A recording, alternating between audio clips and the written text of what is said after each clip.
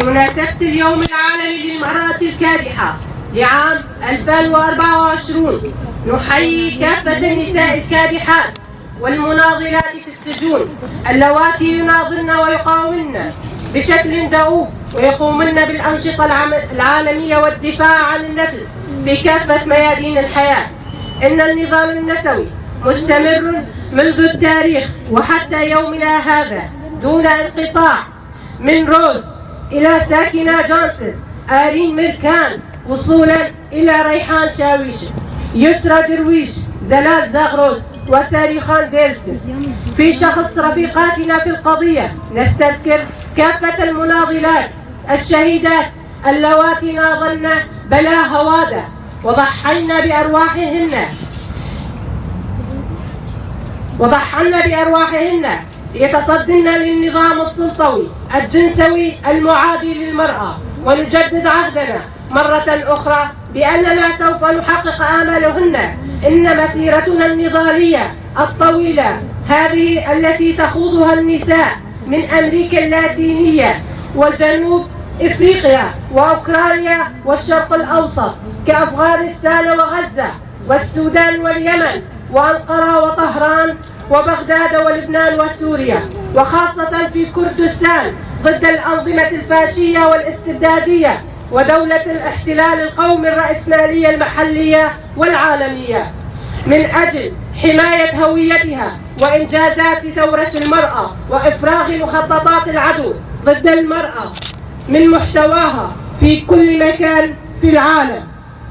ناظرت النساء أنفسهن أكثر من أي وقت مضى. إن البرهان الأكثر وضوحا هي أنها في مواجهة نضال المرأة من أجل الاستقلالية تنفذ كافة سياسات وخطط الإبادة الجماعية من قبل الدولة التركية المحتلة والفاشية في القرن ال21، وبأوامر صادرة من أردوغان التي تستهدف النساء الرائدات الطليعيات واستشهادهن. ومن جهة أخرى يرتكبون جرائم خطيرة كالاعتقال والضرب والقتل والاغتصاب بحق النساء والعوائل في المناطق الخاضعة لاحتلال الدولة التركية مثل ساريكاني وعفرين وغريسبي والباب وجرابلس.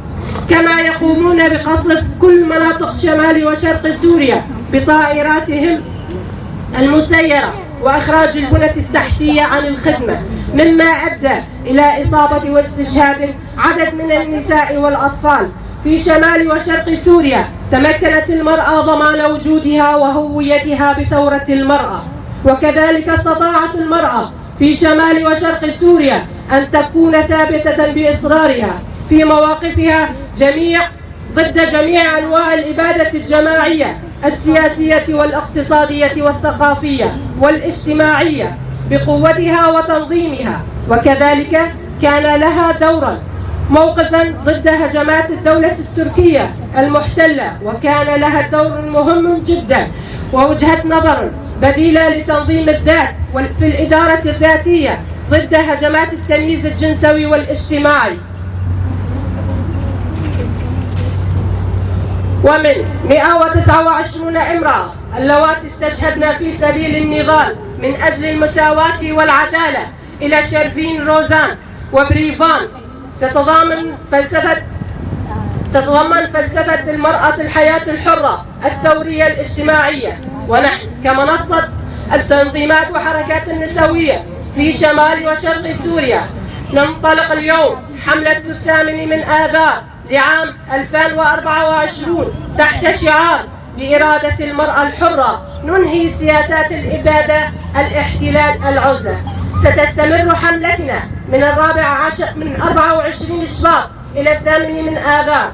البرنامج هو كالتالي: تزيين جميع النواحي بألوان المرأة، كما يتم تعليق شعارات الحملة على مداخل المدن، عقد اجتماعات موسعة للشعب حول نضال المرأة، يتم إعطاء المحاضرات حول 8 آذار في جميع القرى والأحياء والبلدات والمؤسسات، يتم إقامة مهرجان المرأة من قبل هلال زيرين ووزارة الثقافة في 1 و2 آذار، إقامة معرض للصور في مقاطعة كوباني، نصب خيمة فنية من قبل هلال زيرين الثقافة والفن تحف جندة، وقف المرأة الحرة، زيارة مزار الشهداء وإشعال الشموع على أضرحة الشهداء، عقد منتدى حواري مباشر مع حركات المرأة عن طريق مواقع التواصل الاجتماعي، زيارة قرية المرأة جنوار، غرس الأشجار وتوزيع الورود للرفيقات الأسايش على الحواجز،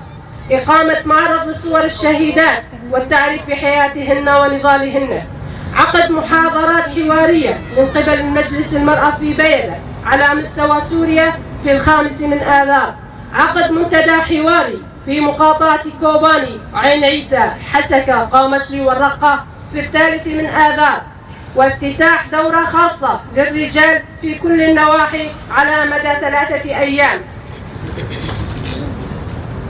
القيام بتوزيع بروشورات للتعريف بيوم 8 آذار، إقامة مسيرات مركزية والتوجه إلى ساحات الاحتفال في مقاطعة قامشلي، الحسكة، كوباني، شهبة، حلب، شام، باشور، لبنان وأوروبا.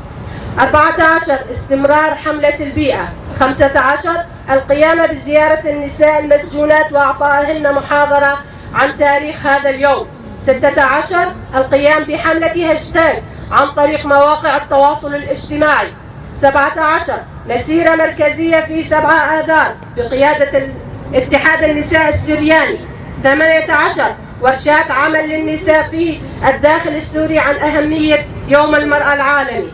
19 مسيرة في 3 آذار في المناطق المحررة، وفي 8 آذار حفلة مركزية بمناسبة يوم المرأة العالمي في الرقة. منصة الفعاليات المشتركة للحركات والتنظيمات النسائية في شمال وشرق سوريا، الحسكة، 24 شباط 2024.